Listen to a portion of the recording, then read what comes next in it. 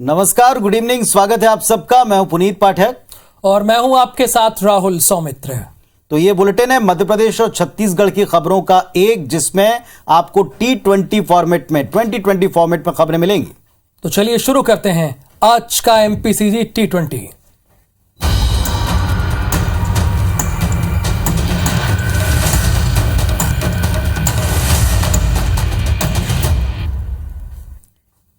तो राहुल, छत्तीसगढ़ से शुरुआत करते हैं। छत्तीसगढ़ में कुल मिलाकर 76% आरक्षण प्रतिशत नए संशोधन विधेयक से हो गया, लेकिन राज्यपाल ने अब तक इस पर दस्तखत नहीं किए और इसके विरोध में कांग्रेस ने रायपुर के साइंस कॉलेज मैदान पर जन अधिकार महारैली की। मुख्यमंत्री भूपेश बघेल ने इस रैली के मंच से कहा कि आरक्षण के मुद्दे पर हम जन जन तक अपनी बात पहुंचाएंगे। केंद्र सरकार अड़ंगा कई बातों पर डालती है, हम न डरे हैं, न डरेंगे, न झुकेंगे। प्रभारी कुमारी सैलजा कांग्रेस पार्टी की, वो भी मंच पर दिखाई पड़ी। भाजपा के दो चेहरे हैं जो अब सबके सामने हैं। सदन में बीजेपी ने विधेयक को समर्थन दिया, बाहर अलग राजनीति कर रहे हैं। PCC chief Mohan Markam, cabinet मंत्री टीएस सिंहदेव, रविंद्र चौबे, कवासी लखमा, अमरजीत भगत, सब ने राजभवन का एकात्म परिसर से संचालन होने का आरोप लगाया।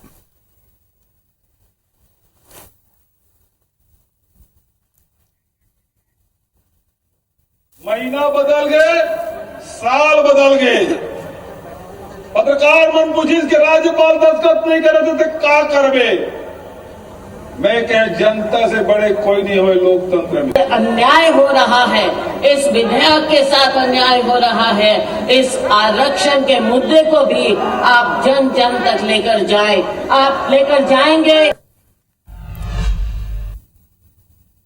तो राहुल, एक तरफ जहां जन अधिकार रैली का मंच आपने देखा, साथ ही साथ कांग्रेस नेताओं का एक प्रतिनिधि मंडल राजभवन भी गया। राज्यपाल अनुसुईया उइके से मुलाकात की और प्रतिनिधि मंडल में जो लोग शामिल थे उसमें पीसीसी चीफ मोहन मरकाम, मंत्री, विधायक, संसदीय सचिव सभी थे। कांग्रेस के प्रतिनिधि मंडल ने राज्यपाल से विधेयक पर पुनः ये अपील की मांग की कि हस्ताक्षर के बाद सब ने राजभवन और राज्यपाल को लेकर उनकी भूमिका पर फिर कटाक्ष किया या आरोप लगाया। कैबिनेट मंत्री टीएस सिंहदेव ने कहा कि राज्यपाल की नियुक्ति राजनीतिक पसंद से होती है और स्वाभाविक है कि झुकाव उस तरफ होगा ही। छत्तीसगढ़ के हित में जो आरक्षण विधेयक जो छत्तीसगढ़ की पवित्र सदन में पास किया गया है, उस विधेयक पर हस्ताक्षर हो, उस पर त्वरित निर्णय हो, हमने निवेदन किया है। ये विधानसभा की संपत्ति है और गवर्नर को अगर लगता है कि हमको सारे जवाब नहीं मिल रहे तो रिजेक्ट कर दें, वापस कर दें कि हम संतुष्ट नहीं है, या वो हाँ कह दें। बैठ के रखना उसको अपने पास अनिश्चित समय के लिए रखना, ये उचित नहीं। और आरक्षण विधेयक पर बवाल और बयानबाजी लगातार दिन भर हमने देखी है। मुख्यमंत्री भूपेश बघेल ने रायपुर में महारैली में कहा कि साल महीना बदल गया लेकिन बिल पर हस्ताक्षर नहीं हो पाए। राज्यपाल आरक्षण विधेयक पर हस्ताक्षर अब तक नहीं की हैं। भाजपा प्रदेश अध्यक्ष अरुण साव ने आरक्षण पर मुख्यमंत्री के आरोपों का जवाब दिया, पलटवार किया। कहा कि मुख्यमंत्री भूपेश बघेल को संविधान और संवैधानिक पदों पर विश्वास नहीं। आरक्षण के मुद्दे पर कांग्रेस केवल सियासत ही कर रही है, इस बात को जनता अब समझ गई।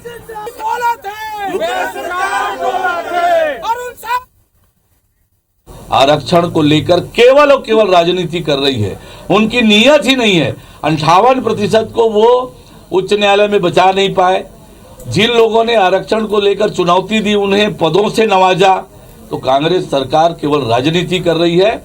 और रही बात भूपेश बघेल जी की, तो संविधान और संवैधानिक संस्थाओं पर भूपेश बघेल जी को बिल्कुल भी भरोसा नहीं है। तो छत्तीसगढ़ के बाद अब बारी मध्य प्रदेश की है। कांग्रेस सत्ता में वापसी को बेताब है। कांग्रेस के प्रदेश अध्यक्ष कमलनाथ ने यह दावा किया है कि 150 सीटों के साथ कांग्रेस पार्टी मध्य प्रदेश की सत्ता में लौटेगी। कमलनाथ ने ट्वीट करते हुए लिखा है कि आगामी विधानसभा चुनाव में कांग्रेस प्रचंड बहुमत के साथ जीत हासिल करेगी। हमारे शुरुआती अनुमान के अनुसार कांग्रेस पार्टी को कम से कम 150 सीटें मिलेगी, ऐसा उन्होंने लिखा।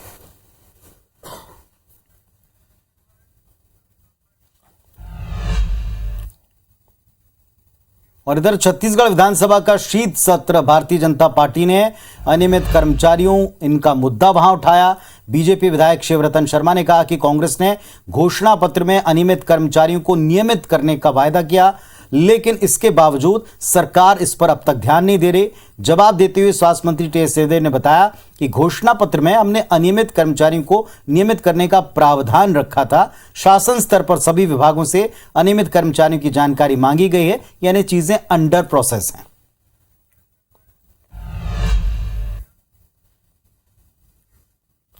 तो बात करेंगे दूसरी खबरों की।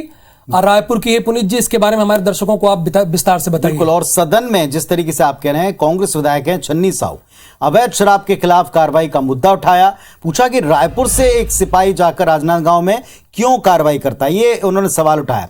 अवैध शराब के नाम पर एक मोटरसाइकिल पर 3 नाबालिगों को 10 पेटी शराब लाने के नाम पर फंसाया गया। बाइक पर शराब परिवहन के नाम पर नाबालिगों पर कार्रवाई की गई। इसे लेकर आबकारी मंत्री कवासी लखमा ने जवाब दिया, कहा कि बाइक पर 3 पेटी से ज्यादा शराब नहीं ला सकते, फिर भी शिकायत आती है तो जांच करवाएंगे।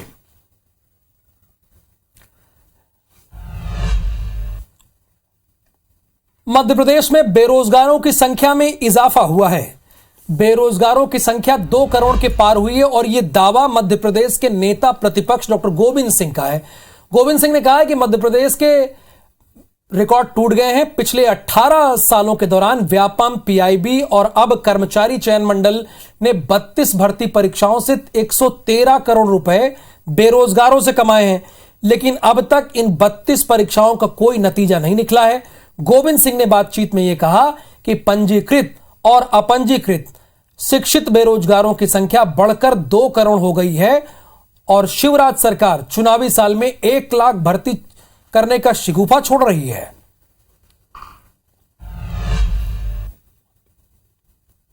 और वहीं यहां विधानसभा उपाध्यक्ष के नाम को लेकर संशय खत्म हो गया। नामांकन की प्रक्रिया बुधवार को शुरू होगी। 5 जनवरी को वोटिंग है। इसके पहले केशकाल से कांग्रेस के विधायक हैं संतराम नेताम, इनका उपाध्यक्ष बनना तय माना जा रहा है। कांग्रेस विधायक दल की मीटिंग में संतराम के नाम पर मोहर लग गई। मनोज मंडावी के निधन के बाद विधानसभा उपाध्यक्ष का पद रिक्त है।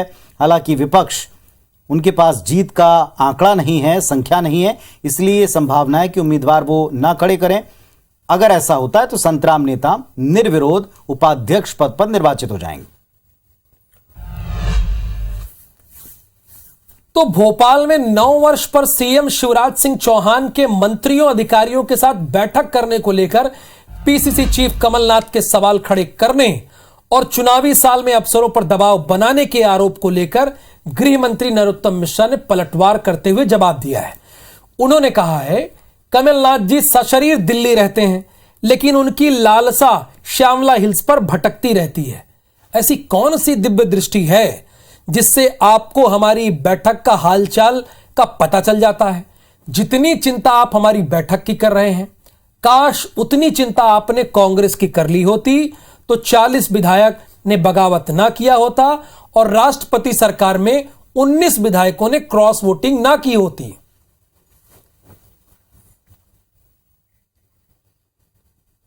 ऐसी कौन सी दिव्य दृष्टि है कमलनाथ जी आप पे, जरा हमको भी तो बताओ कि हमारी बैठक का हालचाल आपको पता चल जाता है। इतनी चिंता जितनी आप हमारी बैठक की कर रहे हो उतनी कांग्रेस की चिंता कर ली होती तो 40 विधायक बगावत नहीं करते, न सरकार जाती और न राष्ट्रपति के चुनाव में क्रॉस वोटिंग होती। तो एक तरफ राहुल, जहां छत्तीसगढ़ में हम देख रहे हैं आरक्षण मुद्दा है, तो दूसरी तरफ धर्मांतरण पर भी बार बार सियासत गरमाती है। सदन में भी इसको लेकर आज हंगामा हुआ। पूर्व सीएम रमन सिंह ने यह आरोप लगाया कि दरअसल छत्तीसगढ़ में सरकार के संरक्षण में धर्मांतरण हो रहा है। धर्मांतरण जो नहीं कर रहा उनके घर पर हमला होता है, आगजनी की जा रही है और उसी की प्रतिक्रिया नारायणपुर में बीते दिन देखने को मिली। पुलिस के संरक्षण में दोषियों को बचाने का गंभीर आरोप भी वो लगा रहे हैं। धर्मांतरण को लेकर सदन में हंगामे पर मंत्री रविंद्र चौबे ने जवाब दिया कि बीजेपी इसको हवा दे रही है। प्रदेश में जबरियां धर्मांतरण का कोई मामला नहीं और ना कोई संरक्षण है। गृह मंत्री का जवाब तो विपक्षी सुन लेते।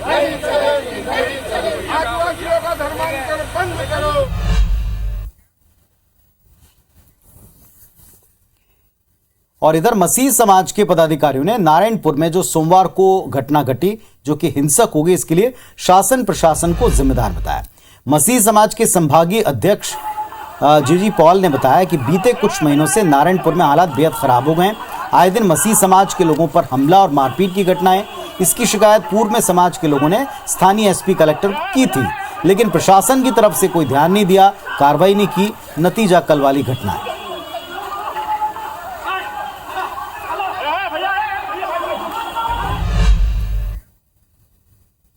ग्वालियर में ऊर्जा मंत्री प्रद्युम्न सिंह तोमर को सिंधिया के चप्पल पहनाने को लेकर राजनीतिक बयानबाजी तेज हो गई है।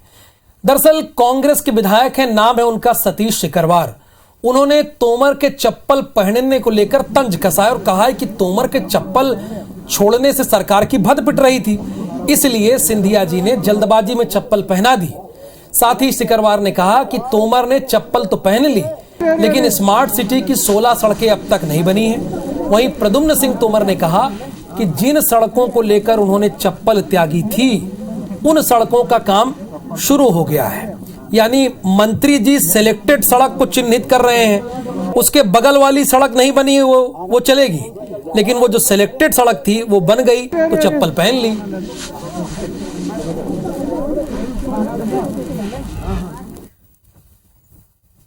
तो राजनीति में सब कुछ अपने हिसाब से लोग सेट कर लेते हैं, जैसा राहुल आप बता रहे थे।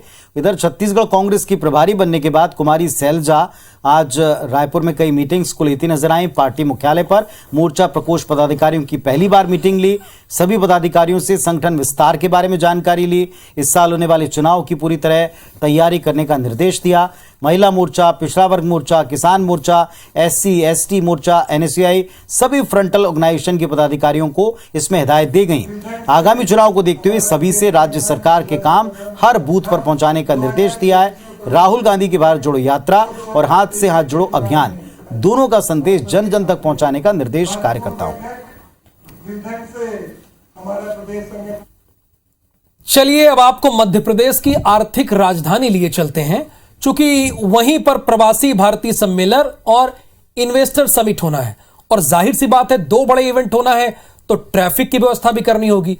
चूंकि आम जनता को समस्या ना हो, इसलिए विजयनगर सुपर कॉरिडोर और आसपास के इलाकों के रूट डाइवर्ट किए गए। ये खबर बड़े काम की है, ध्यान से सुनिएगा। ट्रैफिक अधिकारियों का यह कहना है कि 7 जनवरी से अतिथियों का आना जाना शुरू हो जाएगा, लिहाजा 7 से 12 जनवरी से सुपर कॉरिडोर से MR 10 होते हुए बाईपास तक की रोड को सामान्य यातायात के लिए प्रतिबंधित कर दिया। यानी आपको यहां नहीं जाना है, बाईपास से MR 10 होते हुए एयरपोर्ट तक सामान्य यातायात चालू रहेगा। इधर रेलवे अब बिना पटरी के पहुंचविहीन क्षेत्रों तक अपनी पहुंच बनाने वाला है। घर बैठे लोग रेलवे से पार्सल बुकिंग डिलीवरी ले पाएंगे। रेलवे ने इसके लिए पोस्ट ऑन पार्सल का प्लान तैयार किया। पोस्ट ऑफिस के साथ मिलकर इस योजना पर काम रेलवे करेगा। सुविधा उन क्षेत्रों में मिलेगी जहां ट्रेन ही नहीं चलती। इसमें बुकिंग से लेकर बाइक तक हर पार्सल डिलीवरी की फैसिलिटी दी जाएगी। पार्सल कलेक्ट कर उसे डिलीवरी लोकेशन तक पहुंचाने का जिम्मा रेलवे और पोस्ट ऑफिस का कलेक्टिव होगा। अभी तक पार्सल बुक करने और लेने के लिए लोगों को रेलवे स्टेशन तक जाना पड़ता था। रेल अधिकारियों की माने तो SECR से जल्दी योजना शुरू करने की तैयारी, यानी एक बड़ी फैसिलिटी आने वाले वक्त में रेलवे आपको देगा।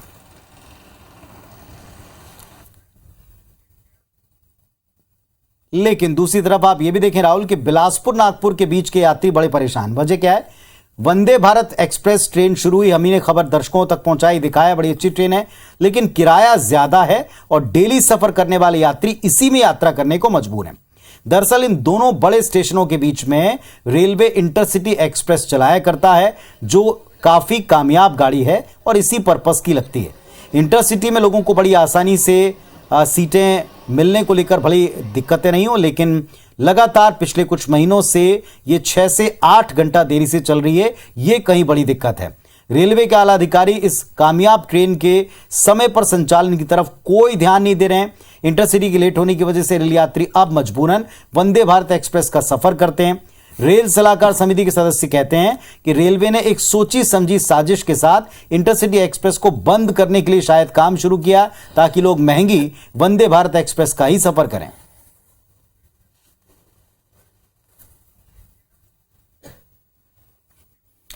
महाकौशल में उद्योगों को बढ़ावा देने के लिए उद्योग विभाग लगातार कवायद कर रहा है। इसी कड़ी में विभाग अब निजी जमीनों पर क्लस्टर बनाने की योजना पर काम कर रहा है। उद्योग विभाग के मुताबिक खुद की भूमि पर औद्योगिक क्षेत्र विकसित करने और भूस्वामी को व्यय राशि का 50% या लागत के हिसाब से 2.5 करोड़ रुपए तक की सहायता विभाग की तरफ से दी जाएगी। इधर महासमुंद के 1117 गांव के 2,38,617 परिवारों को सरकार की जल जीवन मिशन योजना के तहत नल कनेक्शन दे दिया। सुबह शाम 1-1 घंटे पानी की सप्लाई हो रही है, लेकिन इस योजना का प्रॉपर बेनिफिट नहीं मिल रहा। झाल कमरिया गांव के ग्रामीण बेहद परेशान है। 250 घरों में नल कनेक्शन लग गया, लेकिन नल से जितना पानी मिलना था उतना मिल नहीं रहा। 30 से 35 लीटर पानी मिल पा रहा है। ग्रामीण इससे काफी खफा है। योजना के तहत दावा था कि प्रति व्यक्ति 55 लीटर पानी मिलेगा, लेकिन अभी इससे काफी कम मिल रहा है। ग्वालियर व्यापार मेले का शुभारंभ 5 जनवरी को होगा। सीएम शिवराज सिंह चौहान मेले का वर्चुअल शुभारंभ करेंगे। इस मौके पर केंद्रीय मेले में यानी इस ग्वालियर मेले में केंद्रीय मंत्री ज्योतिरादित्य सिंधिया मौजूद रहेंगे। साथ ही प्रदेश के कई मंत्री मेले के शुभारंभ कार्यक्रम में ग्वालियर आएंगे।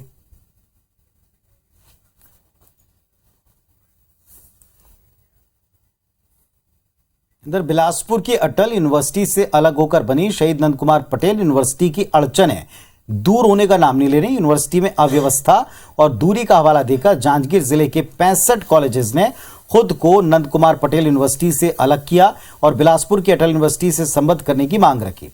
इसके लिए दोनों यूनिवर्सिटी को पत्र भी लिखना शुरू कर दिया। इस मामले में यूनिवर्सिटी ने अभी फिलहाल कोई जवाब नहीं दिया। दोनों यूनिवर्सिटी इस विषय को लेकर एक मीटिंग करेंगे और फिर तय होगा कि इन कॉलेजेस का क्या करें। बेरोजगार पति पत्नी के रिश्ते पर भारी पड़ रही, यानी बेरोजगारी भारी पड़ रही दोनों पर। असल में जबलपुर में परामर्श केंद्र में एक साल में पति पत्नी के झगड़े के करीब 2500 मामले सामने आए और इसमें से करीब 100 मामले सिर्फ बेरोजगार पति को लेकर आए हैं। परामर्श केंद्र के परामर्शदाताओं की माने तो कोरोना काल के बाद शादी चाहे परंपरागत हो या फिर लव मैरिज, इसमें प्यार बनाए रखने में पैसा एक अहम रोल अदा कर रहा है। फैक्ट भी है, कई युवकों से पत्नी सिर्फ इसलिए छुटकारा मांग रही हैं कि वे बेरोजगार हैं।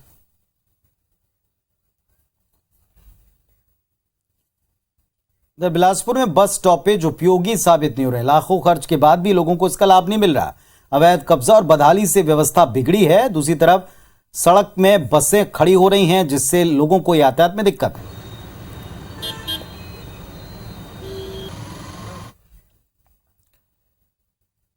अमूमन देखा जाता है कि शासकीय चिकित्सालय में इलाज कराने आने वाले गरीबों से इलाज के नाम पर अधिकारी और स्वास्थ्य कर्मी अवैध रूप से पैसों की डिमांड करते हैं, जिससे निजात पाने के लिए बालाघाट जिला चिकित्सालय प्रबंधन ने अनूठी पहल शुरू कर दी है।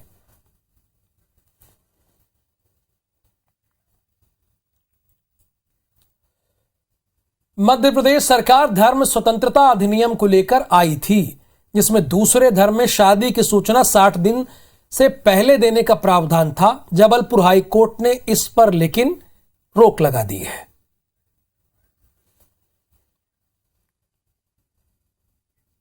एजुकेशन जुड़ा मामला, पंडित रविशंकर शुक्ल यूनिवर्सिटी की नैक ग्रेडिंग खत्म हो गई और इस वजह से अब यूनिवर्सिटी ना तो टीचर्स की भर्ती कर सकता है, ना नए कोर्स की शुरुआत कर सकता है। पंडित रविशंकर यूनिवर्सिटी को 2016-17 में नैक ग्रेडिंग मिली, 5 साल यानी 2023 तक थी। 22 में नैक ग्रेडिंग की शुरुआती प्रक्रिया शुरू की गई, लेकिन यूनिवर्सिटी ने नैक टीम को निरीक्षण आने से मना कर दिया। अब आरएसयू के कुल सचिव ये कहते हैं कि निर्णय कार्य परिषद की बैठक में अटका है, जल्दी होगी और जल्दी फैसला बढ़ेगा। खबर ग्वालियर से है। नगर निगम स्वच्छता में बेहतर प्रदर्शन की तैयारी में जुट गया है। स्वच्छता सर्वेक्षण 2023 की परीक्षा इस बार 7500 के बजाय 9500 अंकों की है। हर 3 माह में सर्वेक्षण के चरण चलेंगे।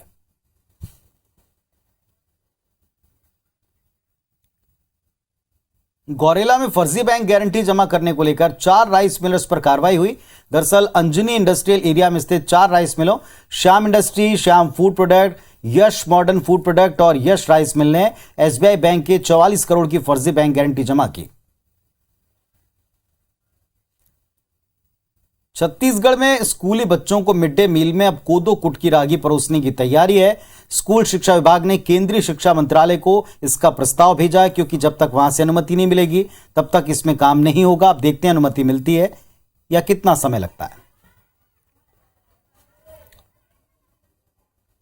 कोरोना की चौथी लहर की आशंका के बीच जबलपुर में स्वास्थ्य विभाग की लापरवाही भारी पड़ सकती है। कोविड की दूसरी लहर के दौरान जबलपुर हाई कोर्ट ने अस्पतालों में स्टाफ और डॉक्टर्स की कमी पूरी करने के निर्देश दिए थे, लेकिन जबलपुर के जिला अस्पताल में आज भी डॉक्टर्स के 40% पद रिक्त हैं। अब जरा मौसम का हाल। गौरेला, पेंड्रा, मरवाई में कड़ाके की ठंड पड़नी शुरू हो गई। न्यूनतम पारा 9 डिग्री दर्ज किया गया। अमरकंटक यहां पे 7 डिग्री पारा रहा है। और बड़ी बात यह कि अगले 2-3 दिन तक और सर्दी का सितम झेलने तैयार रहें।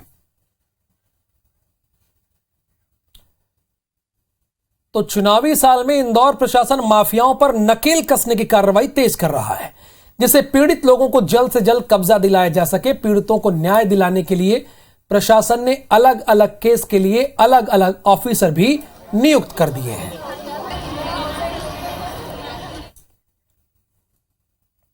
सरगुजा पुलिस पर एक युवक ने मारपीट के आरोप लगाए। पीड़ित युवक को इलाज के लिए मेडिकल कॉलेज अस्पताल ले जाया गया। एसपी भावना गुप्ता ने अब इसमें जांच के आदेश दिए हैं। रायपुर में रहने वाले एक युवक ने कई जिलों के स्टूडियो संचालकों को ठगी का शिकार बनाया।